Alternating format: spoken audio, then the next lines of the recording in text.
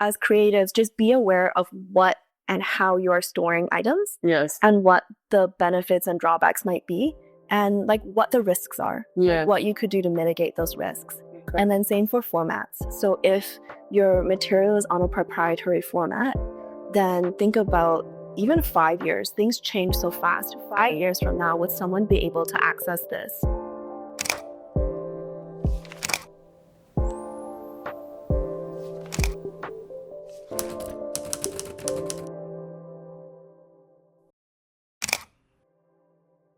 Hi, everyone, and welcome back to Sunday Refocus. I am your host, Nefemi Ashani, and this is a Style by Niv production. Today, we are at the City of Edmonton Archives, and I am here with Jia Jia Yong. Jia Jia is a community archivist at the City of Edmonton Archives. She works to support cultural communities and communities of interest, preserve and share their documentary history and records. She has worked in various archives in Edmonton and areas of interest in the last 8 years and is excited to continuing her connection with the unique and diverse stories that make up Edmonton. Jia Jia, how are you doing today? I'm good. Thanks for having me. Yes, thanks for having us here in this amazing space. I'm so excited to talk to you today. Before we dive right into it, I'd love to know, can you describe your style in 3 words with us? Oh, no. I would say, actually, before I started at the City Archives, it was very casual. This is related to work clothes. Like you could wear jeans, sweatshirts, sweaters, it didn't matter. Yeah. But then when I started at the City, I said, oh no, I need to rethink my outfits because it's like business casual. Yeah. So I was actually really stressed about needing to go out and find dress pants. So it has changed. Yes, yeah. Yes. And what would you say those 3 words that would describe your style in the current season? Okay, can you give an example? How would you describe yours with 3 words? I would say for myself, like vibrant, Afrocentric, and mature. Those are the things. So anything that you feel like stands out for you as like, this is what I feel like I embody with my style. Just like active words. Yeah. I would say comfortable, but professional. And I like patterns. So interesting. I love that. No, that's really good. What message would you say your style is conveying to the world? I think a lot about how I present myself, especially when I'm meeting with community members. This is very like work-centric. Yes. Yeah. When I'm at home or meeting friends, it doesn't matter. But I think work-centric, I think a lot about how just I might be perceived by people and also how that might be a barrier. So actually, before I started this position, I actually had blue hair. Really? Ooh, wow. I cut it off. And I was okay. I wasn't sad about that. But I did cut it, partly just professional, but also I was really cognizant about if I'm going out and meeting people and talking with people and trying to build that trust, that I had to be really conscious about how I'm presenting myself. Yes. And just be aware of if there's anything that might be a barrier. Yes. And as much as blue hair is fun, I can recognize that definitely could be a barrier to meeting certain people, maybe certain demographics or even culture. Yeah. So yeah. I like that. I like how like you're aware of that. Even though the blue, I'm trying to picture you in blue hair now. I'm like, wait. Yeah, it was kind of like a fade. So the ends were blue, but the roots were still. Oh, that's very exciting. Yeah. I like how you said with your style, you described it as interesting because that is very like pretty interesting to just sort of, not a lot of people like dye their hair or like to do it. So it's like the fact that you're bold enough to even do that, that's very, very, very cool. I think it was also very much a COVID thing. Yeah. I think a lot of people dyed their hair during. Yes. Even me too, actually. I was platinum blonde for a little bit. Really? And I had like short blonde hair, cuts. So it was definitely a phase. Yeah. But I'd love to know more about your story and your journey in becoming a community archivist at the City of Edmonton. What inspired you to pursue this career? I know we've spoken before about your background, but I'd love for you to share that with our audience of like how you started and what made you go into this path that you're in today? Sure. So I've always been really interested in history. Yeah. I knew that when I wanted to go to university, that was what I wanted to study. So in my undergrad, I did a degree actually in ancient and medieval history, which is a really strange major, but I was personally really interested in it. Yes. So my undergrad was history, and part of that really is teaching you how to read and interpret primary sources, because that's all of what history is based on. Yes. Primary source material. So someone's writings, their photographs, even financial receipts, like all of that is primary source material that tells us a story about a person or even a country. So taking history has really gotten me to appreciate these primary source materials. And from there, it was kind of natural to move into archives. So I've been working in archives, as you introduced, for about 8 years, and in different capacities and different archival spaces. And I think it really stood out to me, just the importance of people being able to access these material in order to tell their stories and understand their history and interpret these experiences. So actually, when I saw the position come up for the City of Edmonton for Community Archivist, I was really excited to see kind of an institution prioritizing this history and these community stories. So that's kind of how I moved into this role. Yes. But definitely for archives, I have always been really interested in history. Wow, that's actually really cool that you studied, is it ancient and medieval. Wow. So like Greek and Roman history and then European history, which is not relevant at all for Canada. But I was really interested. You're very passionate about it. And how do you feel like that is connecting to what you're doing now? What do you feel like you've taken from that undergrad experience to what you're doing today? Do you see any correlation there still? I think that the one experience that stood out to me the most actually was not related to the classes I took. It was actually a book that I randomly bought. I don't know if it's still there, but Hub had a bookstore at U of A. Yes. She went to the U of A. University of Alberta. Yes. And I bought a book randomly, and it was, I read it, and it was telling the story of some cardinal in Europe, medieval times. But his whole story was written based on his financial ledgers. So the expenditures and income of the house. And this researcher or historian wrote out a whole history about his life, just kind of looking at what he spent or his income, and kind of drawing in other sources to interpret what that might have meant. And that was the first time it really struck me, the power of primary sources to tell a story that not everyone might necessarily realize yet. Yes. Like if we looked at financial records, we say, oh yeah, they spent this much money on pigs or chickens, and that doesn't mean anything. But for someone who's interested, who views it, it can mean so much. So that actually was the experience that stood out to me a lot, about this use and interpretation of primary sources to tell a story. No, I love that. Thank you for sharing. I'd love to know the role, your role as a community archive, entails.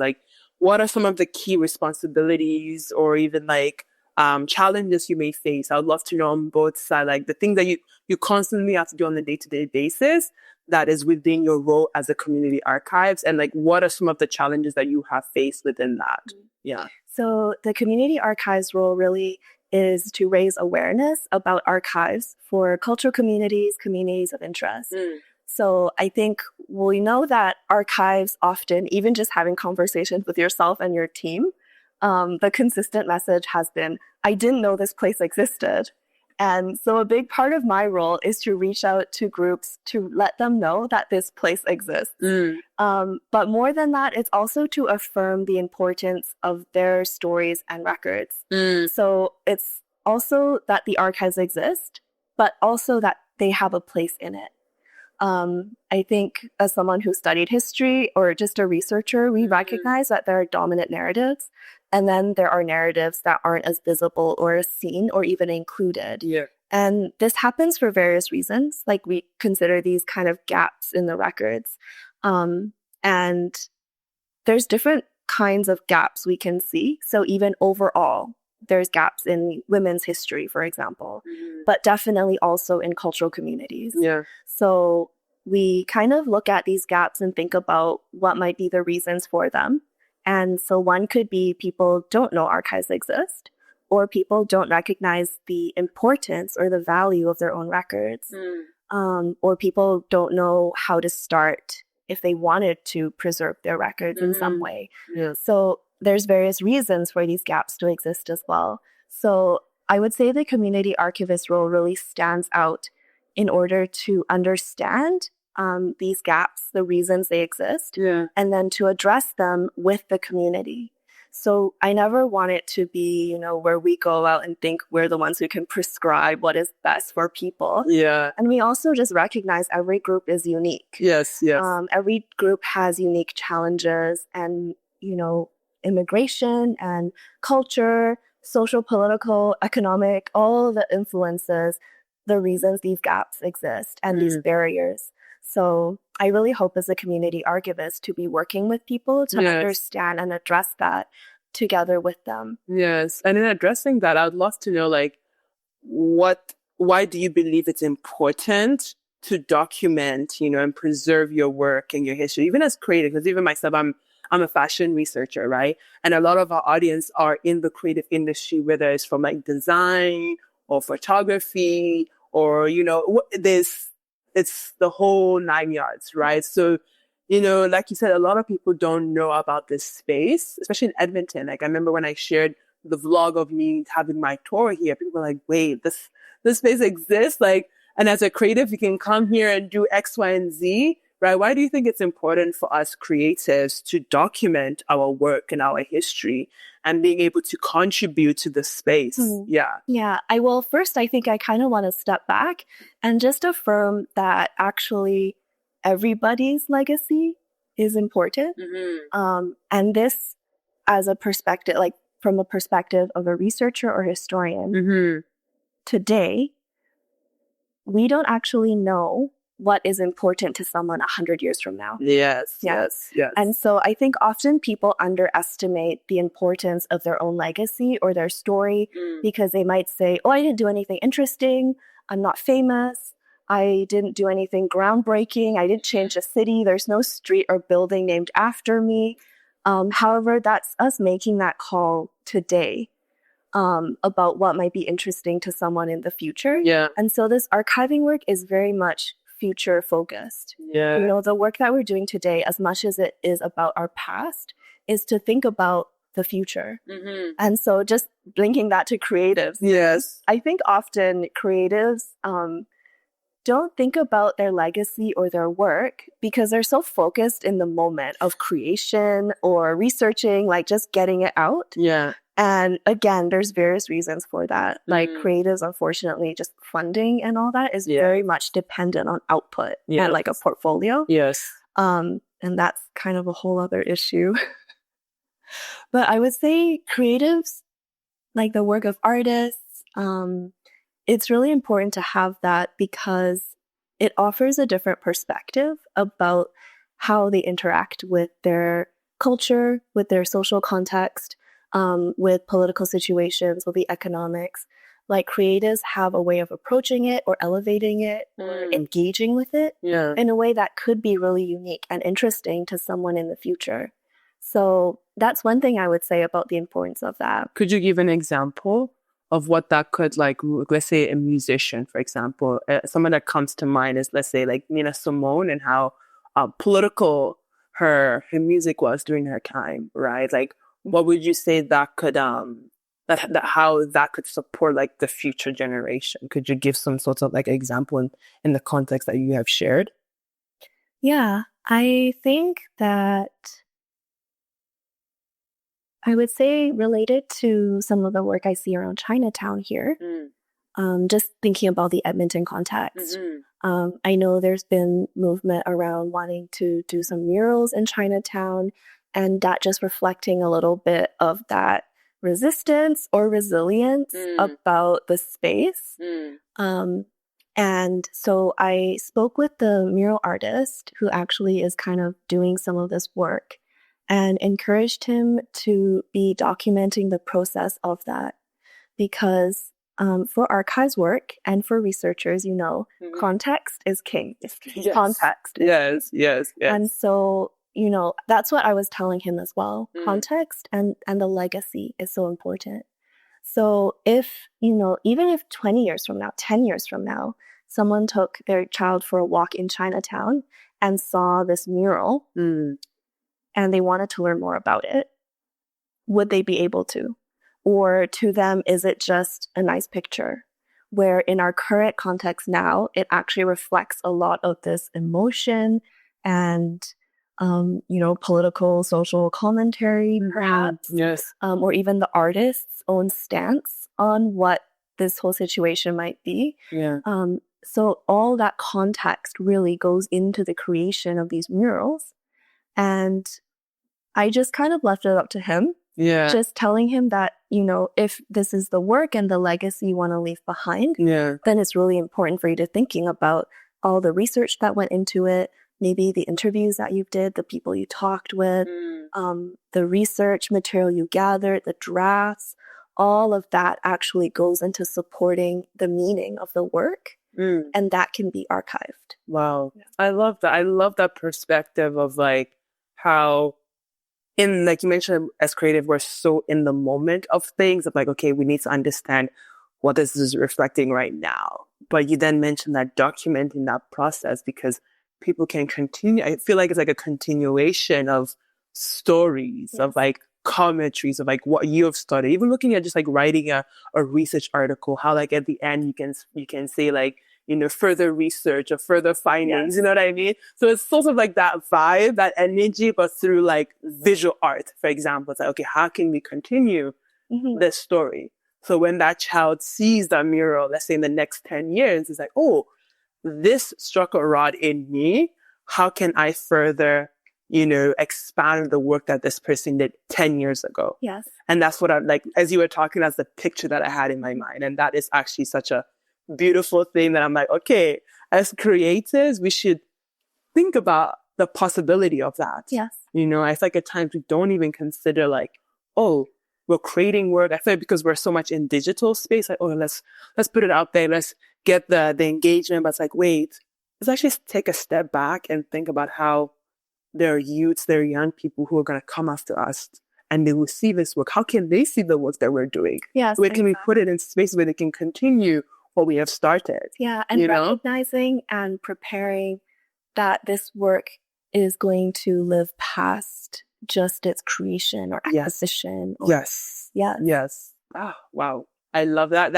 That just opened up a well of just, knowledge in me. Because I think I've not seen it in that perspective before, even when I was here on the tour. We talked about a lot of things, but this really stands out to me because there's so many creatives who are making so many social commentaries, economical commentaries. How can we create a thread of stories around this that goes beyond that's even after we're not here anymore, right? Yeah. So I love that. I'd love to know, can you share some examples of how archive materials have been used to inspire or support creative projects in Edmonton? I know you gave the reference of the visual art, but are there any specific other creative projects that the archive, the things here that are supported in their pursuit of expanding their work or getting deeper into the understanding of what they're wanting to create? I think definitely people who know archives exist and like to research it have used definitely archival material to inspire their work or actually used it as a foundation for their work.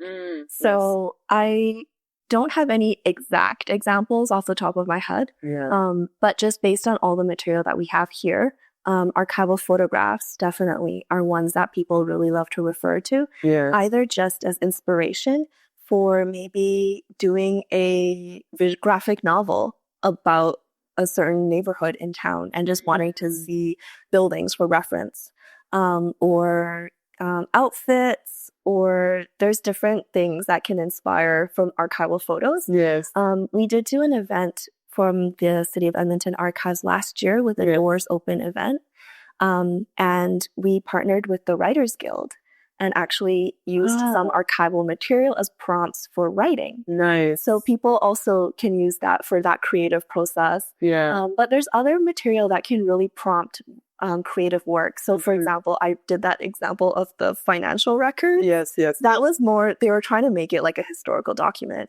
But I can definitely see someone using even financial records or someone's journals for sure, or scrapbooks, just as inspiration to do something further with it. Yes. And we have maps and drawings. Yes.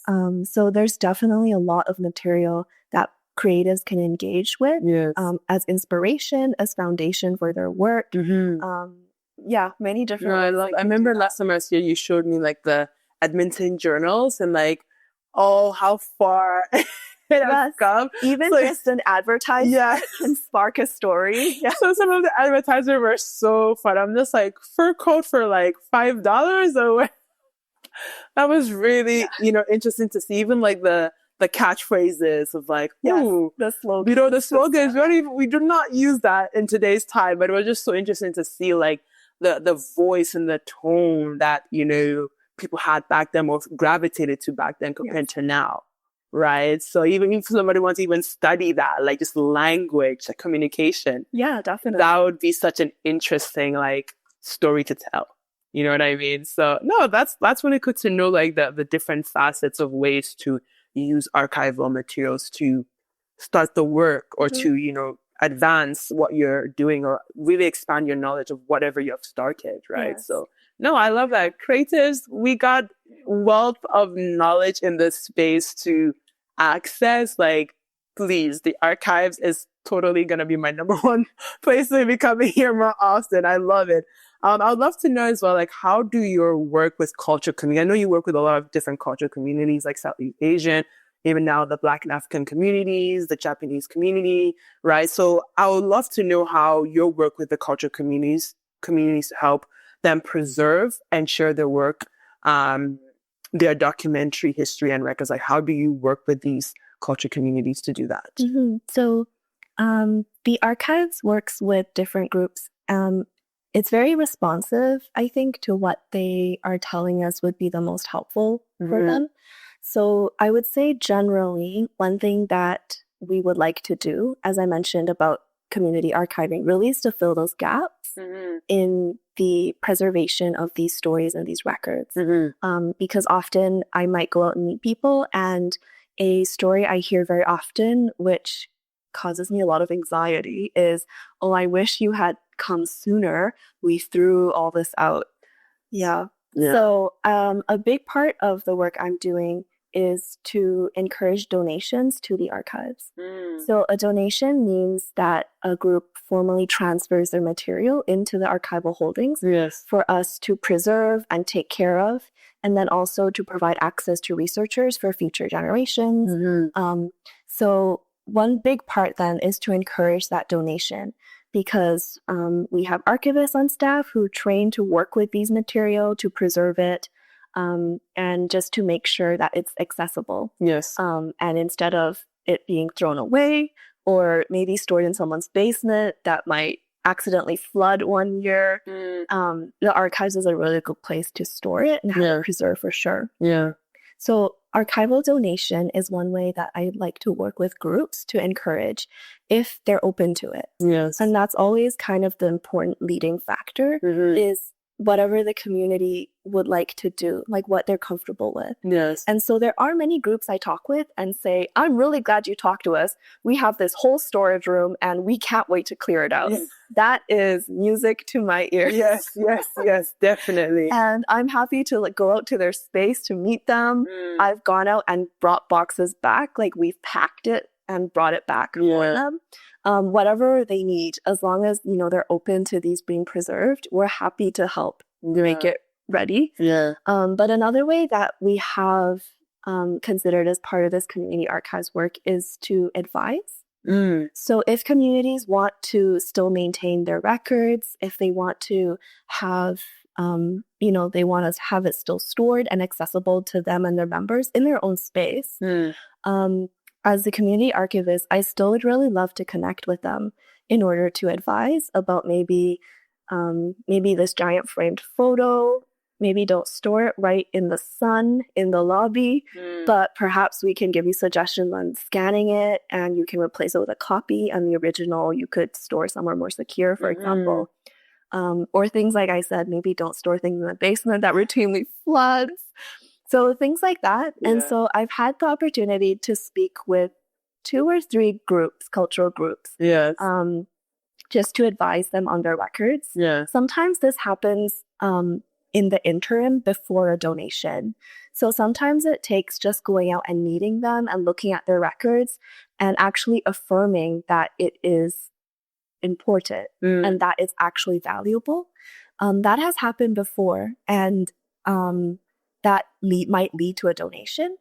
So there's many different routes to go about working with communities to preserve their records. Yes. I think in whichever way they're open to, I'd really love to connect and see how we can work together. Yeah, no, I love that. And now going into the creative side, being that our podcast is a fashion podcast, and I know that there are some archival images here of like clothing, like let's say like marriage or even businesses that were established here way back.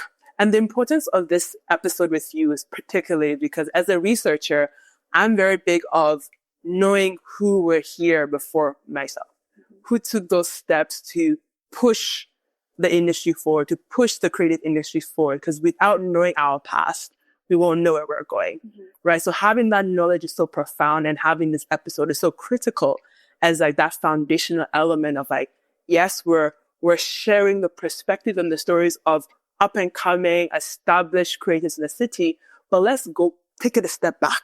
Let's know who came before us, right? So I'd love for you to share any sort of images of, perhaps clothing brands or maybe like weddings or whatever it may be of people who were very much involved in like the creative of fashions. I know that we are in the image archival space here, but yes, let us know about what this space is about and perhaps show us a few images that could, strike some interest to our viewers of, what was fashion back in the days? Yeah. Sure. Yes. So right now we're speaking in the reference room. Yeah. So the reference room is where researchers come when they want to access some of the archival material that we have in our storage, which we will go see shortly. Yes. So this section is kind of an old school photo catalog. And this is definitely not the only way researchers can access photos. We have our archival database where we have a number of photos digitized as well. So this is kind of an inheritance of, like I mentioned, an old school way of searching photos and what's there. But sometimes people really like that kind of tactile research. You can kind of flip through the cards. Yes. So the way this section works is these are all by subject. So for example, you can search something by location, by address, by neighborhood, by subject term. So for what Nefemi was interested in, you talked about clothing or weddings. So what you would do if you come to this space is you go to, it's alphabetized. So you just go to whichever one you're interested in. So if we wanted to find weddings, we could just go to W and flip through for weddings. And then usually what you would find here then is different cards for different photos. And there'll be a little reference number on it. And you just note down that reference number, and that will cross-reference to all the photos on this side. Okay. So as we look at weddings, for example, then we can go to these card catalogs and flip through to find the relevant photo. So the photos in this section are all copies. So they're not the originals, but they're scans so that people can flip through them and touch them and don't have to worry about that. So here's an example then of a photo. I'm just going to read the description on the back. This is just called a wedding picture. It's from around the 1900s. Wow. And then some of the subject terms that might cross-reference to here is wedding picture, clothing, apparently also furniture. Yeah, which is fun. You'll see they're sitting on some really interesting chairs. Yes. So beautiful. So this is this is how this section might work for anyone who's interested in researching. And then usually what they might do is the researchers are more than welcome to just snap a picture of it for their own reference. Or they can speak to our reference archivist if they'd like to order an actual high resolution copy of it. But these are really great because I think they give you a lot of different kinds of information. Like, somebody was asking about what inspiration. I can't really speak for all creatives, but someone might be really interested in their hats. In the hats. Yes. Or their hairstyle. Yes. Or the furniture, as I mentioned. Or even, his mustache. Yes. I have a few furniture designer friends, so they're like, this is interesting, right? Yes. So that's one fun thing I think about archives and creatives is just we engage with material in so many different ways. I think between you and myself and your team, each of us would be interested in a different aspect of this photo. Yes. And I think that's so fun. Like, that's the really interesting thing about archives. Yes. Right? Different people will see different things in it, and different things will stand out to them just based on their interests, their culture, their family background. Yes. So this is cool. Could you show us another photo image that? Sure. Maybe even like a building of what do you call it? Maybe a shoe shop. Shoe shop. Or well, I will sewing. show you. This is not exactly related to fashion, but we do have some photos like this of like the aerial of the city. So there's some interesting shots of, like you asked about, businesses, perhaps. Yes, businesses. So sometimes it might not have a real close-up, but if you're able to do research, I think as a researcher, there's many different roads to get to where you want to go. Yes. So sometimes, for example, if people are interested in a business, they might actually find it in a photo like this, just like to see the area it was located in, for example. Yes. Wow. Now, I did have someone who was interested in researching businesses in Chinatown. And that was kind of what she was doing, was really thinking about different ways to get to it. Yes. So you might search by address, you might search by the name of the building or different search terms. Wow. I love that. Thank you for showing us. Yes.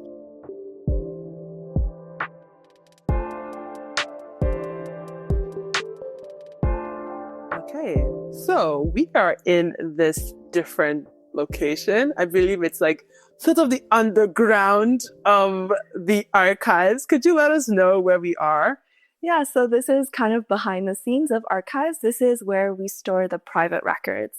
So the private records are called that not because they're secret or private, but they're distinguished than government records. So the City of Edmonton Archives is the official repository for the City of Edmonton administration, but we also collect records of families and individuals and businesses and organizations in Edmonton, and this is where they would be stored. Awesome. Thank you. I would love to know, can you highlight any particular success stories where archiving has made a significant impact on a culture community in Edmonton?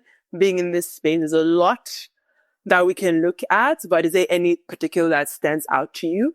Yeah, there's one that I'm very excited about, and one that I think is a really good model for how I hope we can continue to engage and grow communities through their archival records. And that is the records of the Edmonton Japanese Community Association. Yeah. So I reached out to them last year, and after various interactions, they came for a tour. I went to their office. They were open to transferring their organizational records to be preserved at the archives. So part of that donation, there was actually a film reel, and it had been sitting in their storage space in their library for years, and nobody knew what was in it. Nobody really knew what to do with it because they didn't know what it was. They didn't want to throw it out, but it was just sitting there. And when I came through and had a chance to look through their storage, I was really excited to see that because the label on it said Japanese Heritage in Alberta. And we were all incredibly curious what it was. So after this material was transferred to the archives, we worked to digitize this film reel so we could find out what was on it.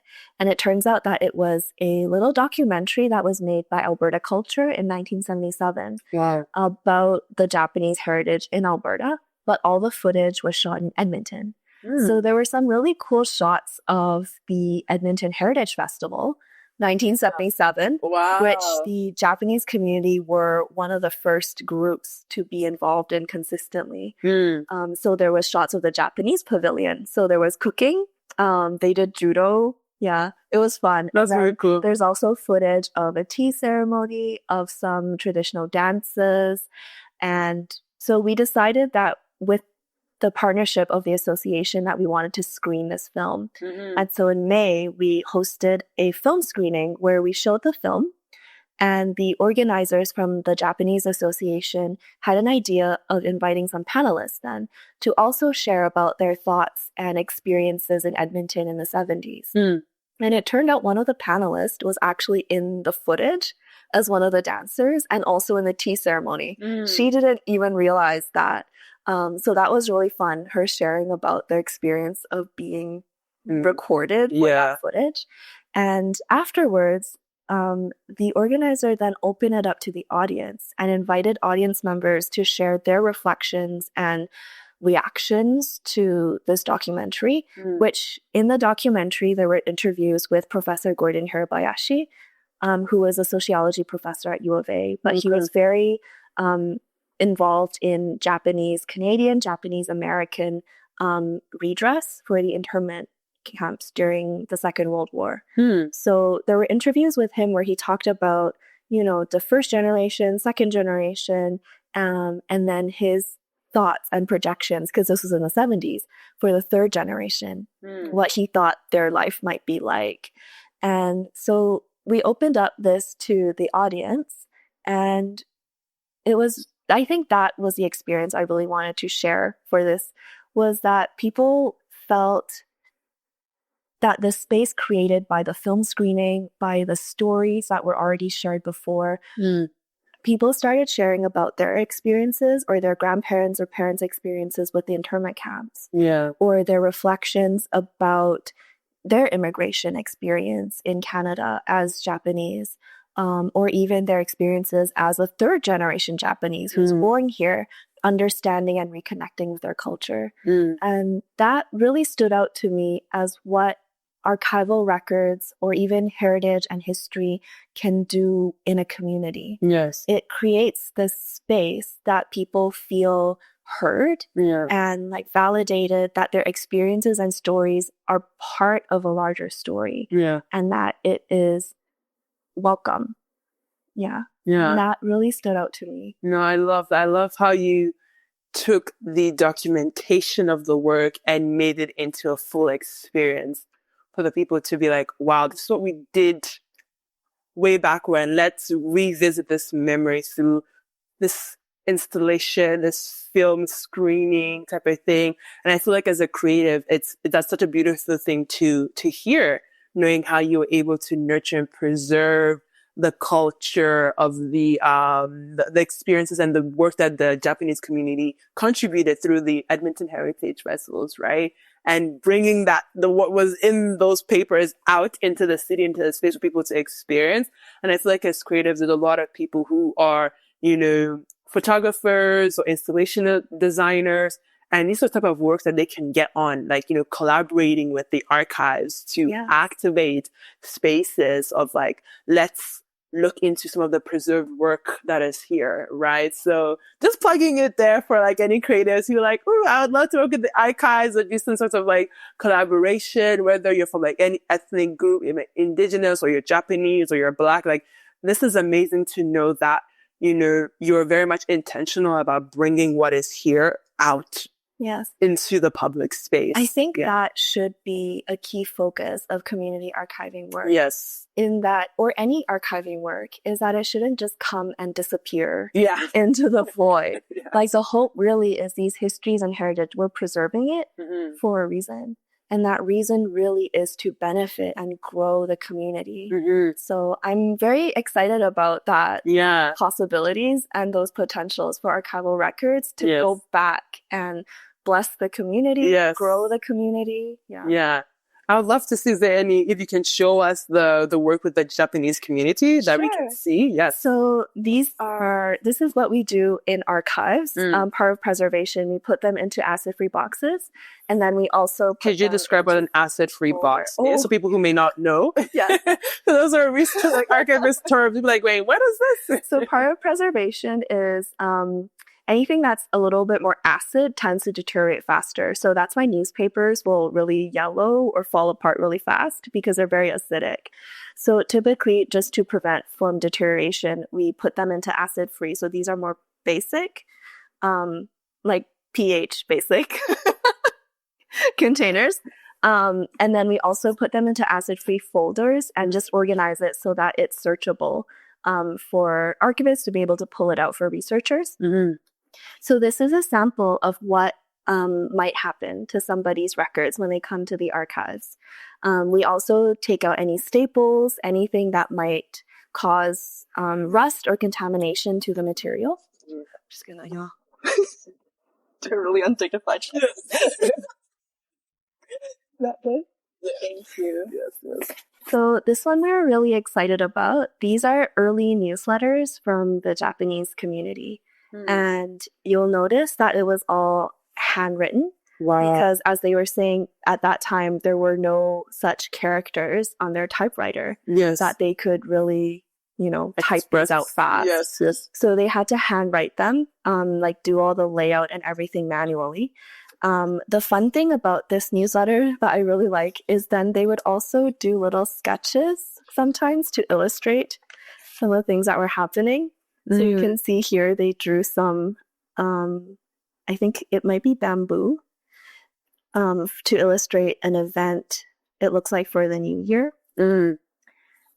There's another one I saw. Oh, it might fall out. Thank you. Oh yeah, between us, we'll just hold on to it. Yes.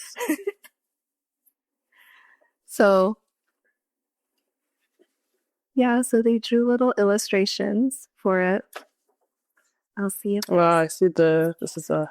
Yeah, and this was all hand done. Wow. And I think this is such a cool just example of a community, coming together, sharing information, trying to build community. Yes. Through this newsletter. And just imagining, if you want to be romantic about it, who hand wrote it, how much time would they have wanted to spend, how did they gather stories? Yes. Wow. So this is a fun one. Yes. No, I love that. It's really cool that, you were able to collect and receive this work. I remember at the beginning you mentioned how it's sometimes hard to do that. And I would love to know what are some best practices to recommend for creatives who want to start documenting and preserving their work? I know you mentioned about it a bit at the start, but just going a bit deeper into today, how can we start as Edmontonians, diasporans here in Edmonton, whether we're Asian, Black, Indigenous, whatever it may be, right? How could we start preserving and documenting our work here? Yeah, I think definitely, as we mentioned before, a lot of creatives are very much focused on what the end product. However, I would say for archives purposes, again, context. So really, just letting creatives recognize that the whole process going into making that work is important for documenting. Yes. And so I think there's various strategies people can do that. I don't want to dictate how someone's creative process might happen. Yes. But I think one good practice is to create a clear inventory of work that was created and give, even making a list with maybe the year or the date it was created, maybe any information about when it was exhibited. So just as much information and background as we can about your final product. Yeah.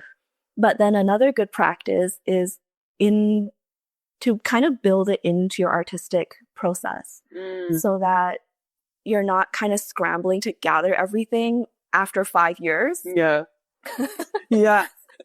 Definitely. Where is this? Yeah. What was this picture of a steamroller? What did I use it for?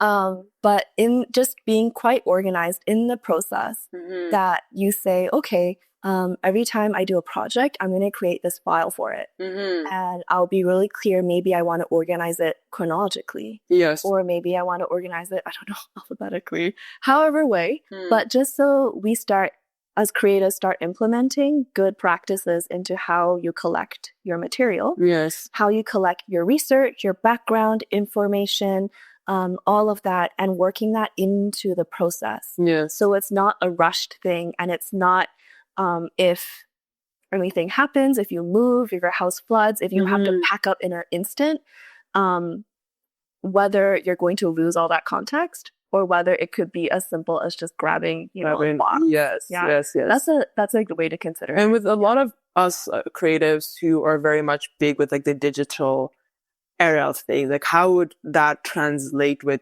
document and preserving like digital materials? Yeah, I think digital preservation is quite, it moves so quickly because digital material changes, like formats, even AI now, like things change so quickly. So I would say 2 good things to keep in mind for digital material, at least for just any kind of ground level creative who doesn't have access to fancy cloud servers or that kind of thing. Really think about longevity and think about access. Okay. So longevity relates to what you're storing it on, whether there's backup, whether you're actually going to be able to access it if anything happens. So making sure that it will last for a long time. And then access is considering what formats you're saving it in. Yeah. So we had a conversation briefly about, if you stored everything in USB sticks, recognize the pros and cons of the format you're saving it in. Yes. So USB sticks, for example, if it's not consistently charged, could actually die and you could lose your information. Yeah. There's certain kinds of external hard drives that are similar. In the past, I know people really held on to CDs. Like there were, I believe, like they were actually marketed as archival CDs. Like they were made out of a certain material. But I mean, if that got scratched, you've lost some of that information. Yes. So just as creatives, just be aware of what and how you are storing items. Yes. And what the benefits and drawbacks might be. And like what the risks are. Yeah. Like what you could do to mitigate those risks. Okay. And then same for formats. So if your material is on a proprietary format, then think about even 5 years. Things change so fast. 5 years from now, would someone be able to access this? Yes. Even in your drafts? Yes. And I had someone ask me about whether I could help archive, a certain material. And it's tricky if it's not kind of an open format source or if it's not in a stable source, then it's much more difficult to archive. So that's one thing to be aware of too for formats. Oh, awesome. Thank you for sharing that. I would love for you to take us now to the area where people can access just the general space so they can understand and know when coming into the archives, what are the procedures and steps to being in this space and accessing the documents and information, do research day here. Could you lead us there? Sure. Yeah, awesome.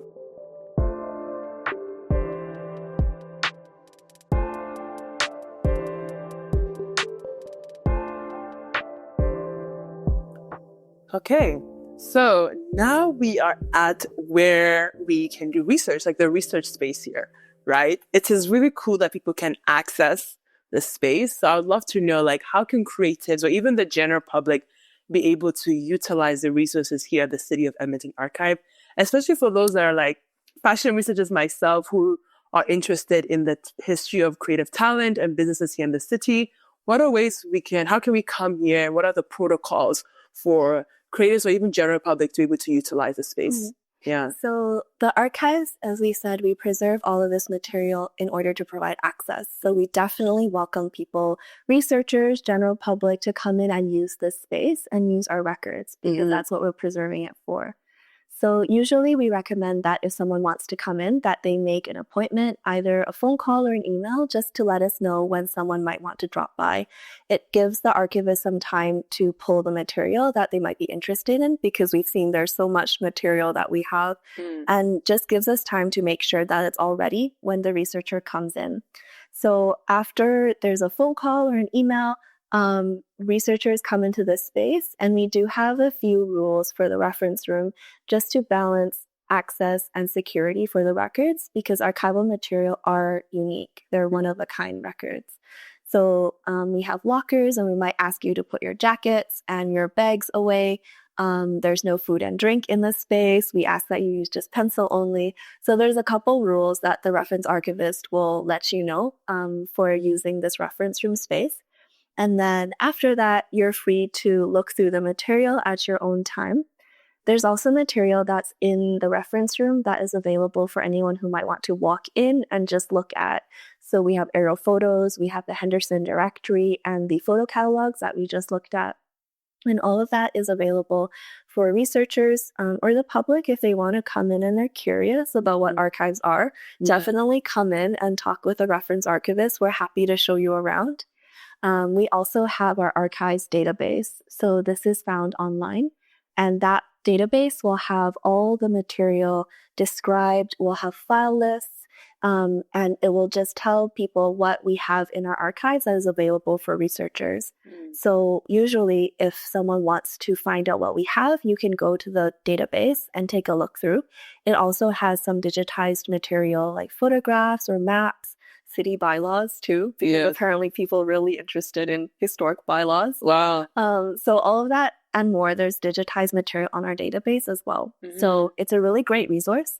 And if there's anything that is interesting in the database, then you can also let the reference archivist know that's what you want to look at, and they can pull that for you. So that's a general walkthrough of how. I know that we have this library as well where people can access in the daytime. Could you explain what this space that we're in as well is? Yeah, so this section is in our reference room. It's the Nile Valley Foundation Library, or it's also called the Africa Diaspora Library. And it's not archival records, but it's a community space that the archives is opening up for the Nile Valley Foundation to store these books and provide access to them. So it's a non-lending library, but people are also welcome to come into the archives and reference it. And it contains fiction, nonfiction, history, politics, lots of writings that's related to Africa diaspora history and culture and experience. And we have this here also as a resource for researchers. Yeah, I love it. I'm like camped in here, guys. Like this is gonna be my new space to just like access some like books. And you said that we can come in here to, read them, but we can't take them out, right? So just to inform you guys that you can definitely come and check out the books, but you can't take them home. So, but at least the space is such a beautiful space to just chill and do some reading, do some research, right? There's a lot of things that you offer in this space, right? Which I really love. But we're going to go into our last question for the day. I'd love to know, what advice would you give to young professionals, young creatives interested in pursuing a career in archives? Because it is quite a beautiful and interesting career and very like niche, right? So for anybody who's interested, perhaps maybe they study history or geography, or maybe it's an industry where like they feel like they want to just branch into all of a sudden, right? Like what advice would you give to anyone who wants to get into that? Yeah. So this question is really close to my heart because I think as an archivist in the profession, we also realize that the profession itself is not very diverse. And that definitely contributes to seeing a lack of diversity in the records too, as well. So I'm really hoping that we're able to share about, how someone might be an archivist or that an archivist is an actual profession to begin with, just to encourage, young creatives or people of color who might be wanting to explore this. So I would definitely suggest anybody who's interested to talk to an archivist. We are more than happy to be nerdy about our job, to show you around, to tell you what our favorite material is, and answer any questions you have. So the usual route to be an archivist is we do have a master's degree to be an archivist. People might come into it from different backgrounds. So I do know people go into it from history background, for example. But generally to receive like the good training and background in the theory and the practice is to have a master's degree in it. Okay. And I would also suggest that what really worked for me was having really good mentors in the field. And that's actually how I became an archivist. Was I graduated from my history degree. ancient and medieval history. Yes. Didn't know what to do with it. And then started volunteering in an archives. And that is actually, the archivist there likes to say that she converted me to archives. She tried really hard. Yeah. Because she really is someone that helped me a lot in understanding what the work was, in falling in love with the work. So I would also suggest that for anyone who's interested, like talk to professionals in the field. And I think if there's anyone that you really resonate with or jive with, then definitely they, let them build you up and help you along your journey. And that's something that I'm also really interested in exploring as a community archivist. I love that. I recognize that it's not just about the records and filling gaps, but it's also the profession itself. Yes. So how can I mentor and encourage community members to be engaged in documenting their own history? Yes. So it's still in the works, but I'm hoping to do or set up more volunteer projects and invite community members to work with their own records. Yes. Because I think that's something so empowering to that. Yeah. No, I love that, because I was actually going to ask if you're open to mentorship yourself, even getting to know you for the past couple of weeks. You know what I mean? Like, for me, it has been sort of this mentorship experience, right? Coming here, receiving the tour, just engaging and listening, like that to me is mentorship, right? So like, it's great that you are open to doing that and having those volunteer experiences, perhaps even like workshops where people can come in and engage and learn further. And it's good to know that the space is open to that, and you yourself are engaging more in that aspect, right? I love that. Thank you so much, Jia, for being here, for sharing your insights and your experience with us today. But before we conclude, can you please share with our audience today where they can connect with you further and your work? Sure. Yeah. So I'm happy to connect with anyone through the archives. You can find the general contact for the archives on the website. It can be a phone call, it can be an email, and they're happy to direct you to me.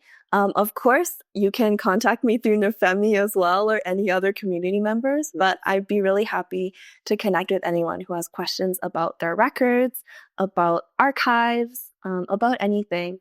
That's my job. And it's also something I'm really passionate about. So I would love to hear from you. Awesome. Thank you so much. Thank you for being here. And thank you to everyone for your thoughtful participation and engagement in today's episode. If any of you are interested in revisiting today's episode or accessing the resources that Jia Jia will be sharing today, please do check out our website and our social media to access all of that. We do want you to be part of this experience, be part of building Edmontonians' creative scene, and just the future of our diasporas. So please do check it out. And we would also love to thank our studio sponsors, which is Strong Coffee Marketing, for their support, and as well as Find Edmonton for their set design support throughout this season. Without you, we would be able to access or even activate the series that they were doing. So thank you so much. And I hope you guys have a wonderful day. I hope you enjoyed this episode. Thank you and bye.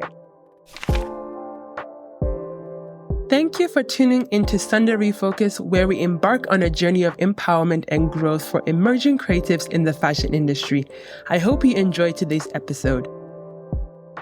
If you've been inspired by the stories and advice shared by today's guest feature, please don't forget to like this, subscribe to our podcast channel, follow us on Instagram, and share this with your fellow creative friends.